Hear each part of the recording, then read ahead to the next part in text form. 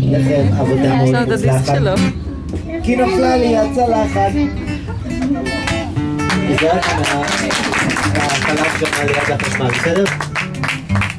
הלכה הנמלה בעזרת המחושים, קראה לכמה חברים, ועכשיו הם אליי באים בשורה, רבותיי נכנסים ויוצאים, עושים את כל הפירורים, אני אוכל לחמים וזית והם מנקים לי את הבית. אמרו לי הנמלים, תודה רבה לך, בדיוק חיפשנו פירורי יוגה, כי מחר המלכה חוגגת, מחר יש לה יום הולדת, נעשה לה מסיבה עם פירורי יוגה.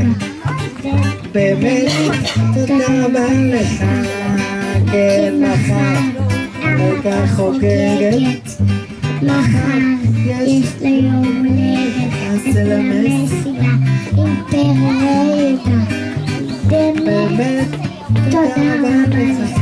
תודה, תודה, תודה, תודה, תודה, תודה, תודה, תודה רבה, תודה, תודה, תודה לך, תודה, תודה, תודה, תודה. תודה רבה לך. תודה, תודה, תודה, תודה, תודה, תודה, תודה רבה, תודה, תודה, תודה על העובדה. שיהיה לך יום טוב, יום טוב, יום טוב לך. אתמול אני פגשתי הגשם על הנמלה, שאלתי אותה היא ענתה לי אני עסוקה. איזה יופי שם!